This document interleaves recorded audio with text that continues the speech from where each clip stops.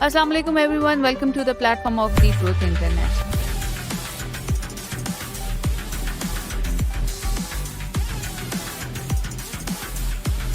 इसके अलावा कोई और ऐसे शिक जो 27th अमेंडमेंट में आए हों और आपके ख्याल में आम लोगों को पता होना बहुत ज़रूरी है, वो क्या है? देखिए, इसमें एक अमेंडमेंट जो सबसे इम्पोर्टेंट है, उसको समझना भी बहुत ज़रूरी है। वो आर्मी ने अपने एडमिनिस्ट्रेटिव स्ट्रक्चर में तब्दीली की है। ओके, आर्मी की हायरार्की ने, आर्मी की कमांड ने, आर्मी के जो मुतल्लिका डिपार्टमेंट है, एयर फोर्स, नेवी, उन्होंने अपनी एडमिनिस्ट्रेटिव चेंजेस किए हैं अपने इस राइट, आइन के तहत।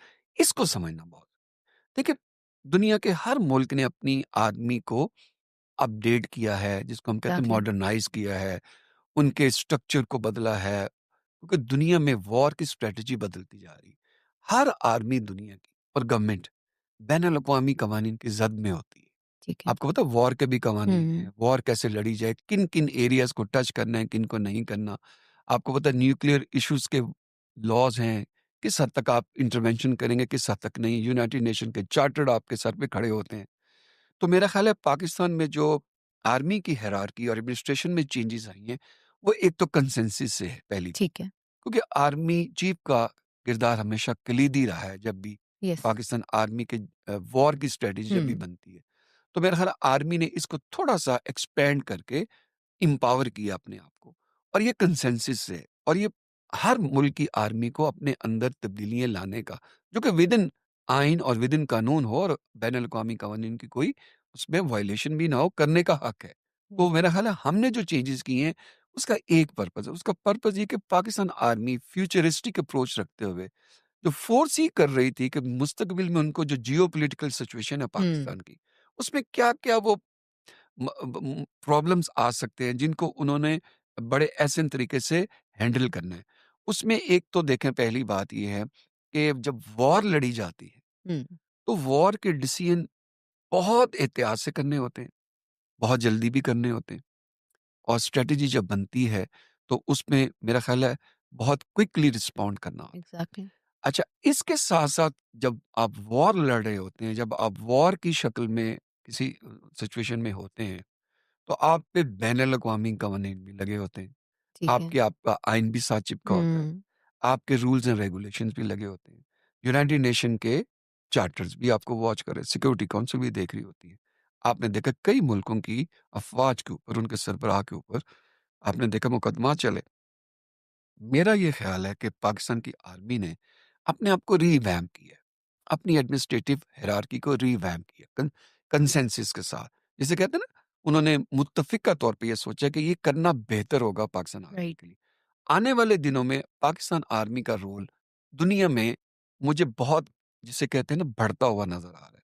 पाकिस्तान ने जो कामयाबी की है, एग्ज़ैक्टली, ली है इंडिया के साथ, अभी जो हमने वॉर की है, उस वॉर की जो स्ट्रैटेजी थी, जी। उसके अंदर जो डिवाइसेस, टेक्नीक और आईटी के जो हमारी एफर्ट्स थी, हमारा जो वो एक्सरसाइज़ जो थी, रिस्पॉन्स का टाइम था। जो रिस्पॉन्स का टाइम था, उसको दुनिया ने बहुत एप्रिशिएट किया। और आपने देखा कि हम एकदम लिफ्ट करके दुनिया एग्ज़ैक्टली, में काफ़ी नुमायाँ मुल्क बन गए हैं।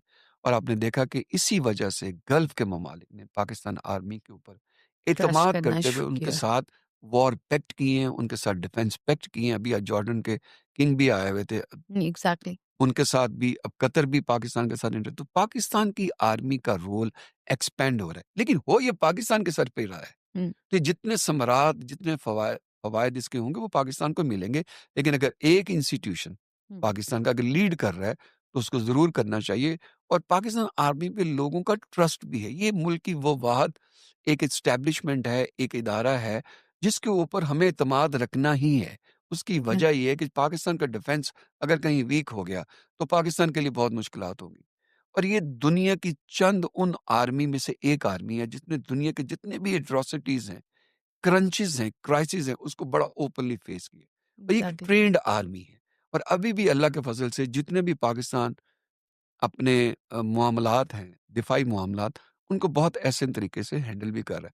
तो ये जो अमेंडमेंट के अंदर थोड़ी-सी तब्दीली आई है हायरार्की में, हुँ, एडमिनिस्ट्रेशन में, उसको इस नज़र से देखना चाहिए कि पाकिस्तान अपनी वॉर स्ट्रैटेजी जो फ्यूचर में पाकिस्तान ने दुनिया को रिस्पॉन्ड करना है, ये उसका अ, एक ज़रूरी अमल था जिसको पाकिस्तान ने मीट कर लिया। ओके, और अभी क्योंकि आम आदमी की समझ में ये बातें नहीं आती कि पाकिस्तान इंटरनेशनली कैसे रिस्पॉन्ड करता है, एग्ज़ैक्टली। तो ये कोई पाकिस्तान के ना तो आइन के खिलाफ है, ना किसी के लॉ के खिलाफ है। ये बिल्कुल आइन के मुताबिक है और इसको पार्लियामेंट ने अप्रूव कर दिया है। और इसमें सबसे बड़ी बात ये कि आर्मी की कंसेंसस यानी नेवी, एयरफोर्स सबकी कंसेंसस होगी कि पाकिस्तान फ्यूचर में इस कमांड के नीचे काम करे, क्योंकि इस कमांड के फिर अब आपको पता है नीचे जाके इसके रूल्स एंड रेगुलेशन भी बनेंगे, हुँ, जो डेफिनेटली पाकिस्तानी आर्मी को एम्पावर करेंगे, उसके स्ट्रक्चर को बेहतर करेंगे, उसको बैनुल अक़वामी और नेशनल लेवल पे जितना अच्छा रिस्पॉन्ड करना है, उसके लिए बेहतर बना देंगे। ओके।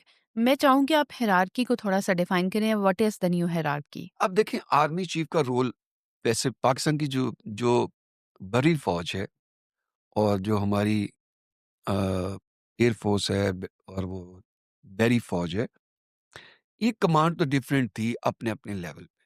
फिर एक चीफ ऑफ द स्टाफ होते थे। अब उन सारी चीज़ों को ख़त्म करके एक नई हायरार्की डेवलप की गई है। उनके ओहदे वहीं के वहीं हैं, लेकिन कमांड एंड स्ट्रैटेजी को अब आर्मी चीफ ही देखेंगे और फील्ड मार्शल देखेंगे। राइट, लेकिन ये पहले भी था। वॉर के अंदर क्योंकि लोगों को शायद इतना इल्म नहीं होता, वॉर के अंदर पहले भी हमारी आर्मी ही सारी स्ट्रैटेजी को एग्ज़ैक्टली। कोलैबोरेट करती थी। अब उसको ज़रा बेहतर करके डेज़िग्नेट कर दिया गया है चीज़ों को। उनको कहते हैं कि प्रेस्क्राइब कर दिया गया हुँ, है और ये प्रेस्क्राइब करना इसलिए ज़रूरी डेज़िग्नेटेड और प्रेस्क्राइब ये दोनों करना इसलिए ज़रूरी होता है कि ये लॉ को हुँ, रिक्वायर्ड होते हैं। ओके, तो मेरा ख़्याल है आने वाली जो आप देखेंगी सिचुएशन उसमें देखा जाएगा कि पाकिस्तान की आर्मी जॉइंटली एक कमांड के नीचे काम करेगी और वो कमांड सिर्फ़ इसलिए की गई है कि जो हमें क्विक डिसीजंस करने होते हैं, जो स्ट्रेटेजिक एनालिसिस होते हैं, उसके ऊपर जो रिएक्ट करना होता है, जो इन्फॉर्मेशंस होती हैं, उसके लिए टाइम बहुत कम होता है। पार्लियामेंट ने कभी भी नहीं कहा कि हमसे पूछ के आप कहीं जाएँ और पार्लियामेंट को इतना हाँ, टाइम भी नहीं होता। मेरा ख़्याल है सदर की पावर वहीं की वहीं है। ठीक है। आर्मी चीफ की पावर थोड़ी-सी ज़्यादा हो गई है, वो भी कमांड की शक्ल में। वो पहले भी यही एक्सरसाइज़ करते थे, लेकिन लेकिन अब उसको डिफाइन कर दिया गया है। उसको डॉक्यूमेंट कर दिया गया है। इसके भी रूल्स रेगुलेशंस बनने हैं, वो आएँगे। इस पे मज़ीद फिर उस पे बहस हो सकती है कि ये किन जिसे कहते हैं डायरेक्शंस पे चीज़ें जाएँगी। और अगर एपरेंटली आप मुझसे पूछती हैं तो ये मेरा ख़्याल है आर्मी के लिए एक बेहतर है कि उन्होंने अपने स्ट्रक्चर के अंदर कुछ तब्दीलियाँ की हैं जो पॉज़िटिव हैं, उसमें कोई नेगेटिव बात नहीं। नेगेटिव बात नहीं है। क्या वजह है कि अवाम में इतना गुस्सा है 27th अमेंडमेंट को लेके? क्योंकि चीज़ें समझ नहीं आ रही? क्योंकि जिस तरह आप बता रहे हैं उस तरह तो लग रहा है कि एवरीथिंग इज़ ओके सिर्फ़ 1-2 चीज़ों को लेके। देखिए, कभी भी कोई चीज़ अगर आप वक़्त से पहले कर दें, लोगों को एतमाद में ना लें। मैंने पहली दफ़ा देखा है कि ये डॉक्यूमेंट पिक्चर पे नहीं आया। मीडिया के लोग, एंकर हज़रात हुँ, भी ये पूछ रहे थे कि इसमें क्या आ रहा है? तो वन फाइन मॉर्निंग पता चला जी अमेंडमेंट आ गई। स्पेकुलेशंस के ऊपर लोगों ने प्रोग्राम्स किए। मेरा ख़्याल है गवर्नमेंट मुझे इस तरह के काम करते हुए मुझे कुछ मुनासिब नहीं लगी। अगर आप अमेंडमेंट लाते हैं तो आप इसको खुल के डिबेट करें, इसके ऊपर बहस करें। ये पार्लियामेंट का काम नहीं है डिबेट करना सिर्फ़ हुँ, ये लोगों के लिए भी है कि लोग भी ज़रा देखें। हमें ये प्रिज़्यूम नहीं करना चाहिए कि क्योंकि पार्लियामेंट में बंदा बैठा हुआ है, येस। तो वो सारी अवाम को हुँ, नुमाइंदे को वो जिसे कहते हैं नुमाइंदा बन के वहाँ काम करे, नहीं। मेरा ख़्याल है अगर ये डिबेट होती, इस पे बात होती, मेरा ज़ाती ख़्याल है कि चीज़ें बहुत वाज़ेह हो जाती। कोई चीज़ आइन से बाला नहीं एक्सेप्ट जो चीज़ें हमने डिस्कस की हैं। हुँ, बाकी चीज़ें मुल्क के लिए बेहतरी हैं, अगर ये चीज़ें ना चली, बेहतर ना हुई, अमेंडमेंट आ जाएगी। जैसे ठीक है। पिछली अमेंडमेंट्स अगली हुँ, आके ख़त्म कर देती है ना। तो एग्ज़ैक्टली। अगर भी इसमें कोई चीज़ें वो पॉज़िटिव रिज़ल्ट ना निकले जो मुल्क के लिए सोचे जा रहे हैं कि बेहतर होगा मुल्क, तो फिर इसको जो अगली असेंबली आएगी वो उसको ख़त्म कर देगी।